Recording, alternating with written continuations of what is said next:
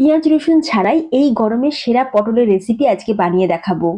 গরম ভাতের সাথে এইরকম একটা পটলের রেসিপি থাকলে আর কিচ্ছুটি লাগবে না। মাছ মাংস ফেলে সবাই এই পটলের রেসিপি দিয়েই কিন্তু ভাত খেতে বেশি পছন্দ করবে। আজকের রেসিপিটা কিন্তু স্পেশালি ভাতের জন্য, কারণ পটলের এই রেসিপিটা ভাতের সাথে তো একদম জমে যায়। আর রেসিপিটা সহজ করে দেখানোর জন্য সাথে রইলাম আমি রমা। নমস্কার, বেঙ্গলি পাকশালায় তোমাদের সকলকে স্বাগত জানিয়ে আজকে দারুণ স্বাদের পটলের রেসিপি শুরু করছি। তো সবার প্রথমেই আমি পটলগুলোকে গোটা অবস্থাতে ভালো করে ধুয়ে নিয়েছি। তারপরে এখন পটলের খোসাটাকে ছাড়িয়ে নেব। তবে পটলের খোসা কিন্তু আমি সম্পূর্ণ ছাড়াবো না, একটু করে দেখো পটলের খোসা রেখে দিয়েছি। পটলের খোসাটা ছাড়ানো হয়ে গেলে দুটো সাইডে একটু করে কাট লাগিয়ে দেবো। যেহেতু পটলগুলো গোটা গোটা রাখবো, সেই জন্য দুটো সাইডে একটু করে কাট লাগিয়ে দিলে তেল মশলা পটলের ভেতরে খুব ভালোভাবে ঢুকবে। পটলের খোসাটা ছাড়িয়ে নিয়েছি, দুটো সাইড কেটেও নিয়েছি, আরও একবার পটলটাকে ভালো করে ধুয়ে নিয়েছিলাম। এখন আমরা পটলের মধ্যে লবণ আর অল্প সামান্য একটু হলুদ মাখিয়ে নেব। মাখিয়ে এটা রাখার দরকার নেই, সাথে সাথেই আমি এটাকে তেলেতে ভেজে নেব। তবে লবণ আর হলুদটা খুব ভালো করে পটলের গায়েতে মাখিয়ে নিলাম। অন্যদিকে ফ্রাই প্যানের মধ্যে দিয়ে দিচ্ছি সর্ষের তেল। রান্নাটা অবশ্যই সর্ষের তেলে করতে হবে, তাহলেই আসল স্বাদ পাওয়া যাবে। তেলটা ভালোভাবে গরম হয়ে যেতে এখন গ্যাসের ফ্লেমটা একদম লোতে করে দিয়ে পটলগুলোকে আমরা ভেজে নেব। আমি একটু চাপা দিয়ে পটলগুলোকে ভাজবো, তাতে পটলগুলো তাড়াতাড়ি নরমও হয়ে যাবে আর তেলটাও কালো হবে না, আর পটলের গায়ে দেখবে খুব বেশি আঁচও আসবে না। তো আমি একদম লো ফ্লেমে পটলগুলোকে চাপা দিয়ে ভেজে নেব। প্রথমে তেলের মধ্যে পটলগুলোকে দিয়ে একটু উল্টে পাল্টে দিয়ে এখন চাপা দিয়ে আমরা পটলগুলোকে ভেজে নিচ্ছি। বন্ধুরা, আজকের এই পটলের রেসিপিটা যদি তোমাদের ভালো লাগে অবশ্যই তোমাদের আত্মীয় স্বজন বন্ধুদের মধ্যে একটু শেয়ার করে দিও, যাতে তারাও এই গরমে সেরা পটলের রেসিপি বানাতে পারে। আর যে সকল বন্ধুরা আজকেই আমার প্রথম ভিডিও দেখছো, তোমাদের কাছে রিকোয়েস্ট রইল এইরকমই নিত্য নতুন রেসিপি পাওয়ার জন্য বেঙ্গলি পাকশালা চ্যানেলটি সাবস্ক্রাইব করে পাশে থাকা বেল আইকন অবশ্যই প্রেস করে রাখবে। তাহলে আমি চ্যানেলে যখনই ভিডিও আপলোড করব তার নোটিফিকেশন সবার আগে তোমাদের কাছেই পৌঁছে যাবে। তোমাদের সাথে কথা বলতে বলতে পটলগুলো বেশ ভাজা হয়ে গেল। এখন পটলগুলোকে আমি তুলে রেখে দিলাম।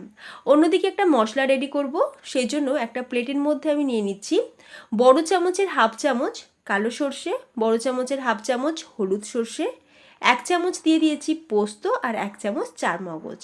চারমগজ না থাকলে তোমরা সাদা তিলও ব্যবহার করতে পারো, আর যদি সেটাও না থাকে তাহলে অল্প সামান্য একটু কাজু বাদামও দিতে পারো, মানে ওই 2-3 টুকরো কাজু বাদাম, এর থেকে বেশি লাগবে না। আর এরই সাথে আমি দিয়ে দিচ্ছি অল্প সামান্য লবণ আর কয়েকটা কাঁচা লঙ্কা। ঝালটা তোমাদের প্রয়োজন মতন বাড়িয়ে কমিয়ে নিতে পারো।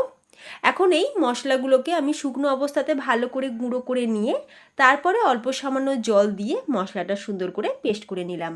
সর্ষে পোস্ত পেস্ট করার সময় যদি দেখো মানে সর্ষে পোস্তর পরিমাণটা তো কম থাকে, তো সেই ক্ষেত্রে মিক্সিটাকে আগে শুকনো অবস্থাতে গুঁড়ো করে নেবে। গুঁড়ো করে নিয়ে তারপরে জল দিয়ে পেস্ট করবে, দেখবে সুন্দরভাবে পেস্ট রেডি হবে। এদিকে দেখো পেস্ট রেডি হয়ে গেছে। এখন এরই মধ্যে মানে এই মিক্সিতেই আমি দিয়ে দিচ্ছি একটা টমেটোটাকে টুকরো করে দিয়ে দিলাম, দিয়ে সুন্দর করে পেস্ট করে নেবো একসাথে।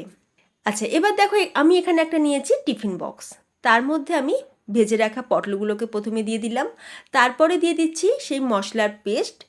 এরই সাথে আমি এখানে দিয়ে দিচ্ছি চিংড়ি মাছ, মানে আমি এখানে ওই 150 গ্রাম মতন চিংড়ি মাছ, একটু বড় সাইজের। তো চিংড়ি মাছ ভালো করে খোসা ছাড়িয়ে নিয়ে পরিষ্কার করে ধুয়ে রেখেছিলাম আর অল্প সামান্য একটু লবণ মাখিয়ে রেখেছিলাম। এখন চিংড়ি মাছটাকেও আমি পটলের মধ্যেই দিয়ে দিলাম।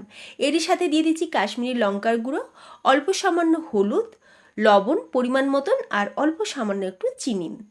এখন এরই মধ্যে দিয়ে দিচ্ছি পটল ভাজার তেল। পটল ভাজার তেল দিলে বন্ধুরা দারুণ টেস্ট হয় কিন্তু রেসিপিটার মধ্যে।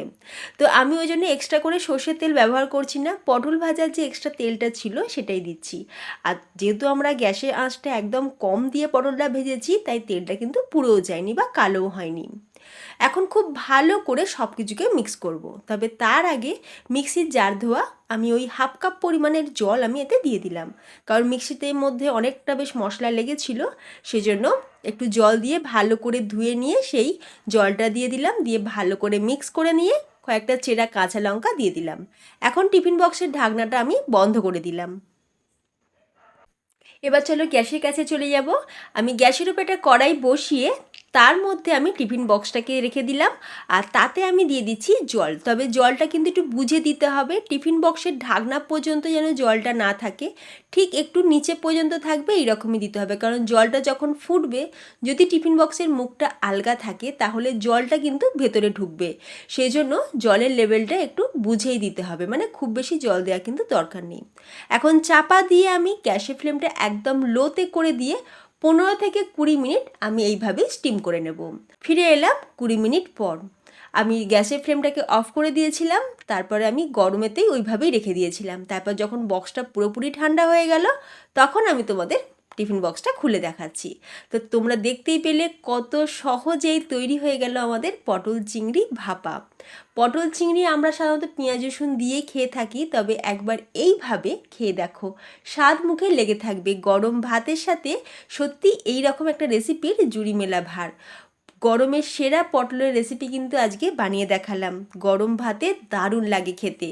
তো তোমাদের আজকের এই রেসিপিটা কেমন লাগলো কমেন্ট করে জানাতে ভুলো না। ভালো লাগলে একটা লাইক দিও, শেয়ার করো। আর আর বিভিন্ন ধরনের ঘরোয়া বলো, রেস্টুরেন্ট বলো, বিভিন্ন ধরনের রান্নার রেসিপি পেতে বেঙ্গলি পাকশালা চ্যানেলটি সাবস্ক্রাইব করে পাশে থাকা বেল আইকন অবশ্যই প্রেস করে রাখবে। তাহলে ভিডিওটা এখানেই শেষ করলাম, ধন্যবাদ।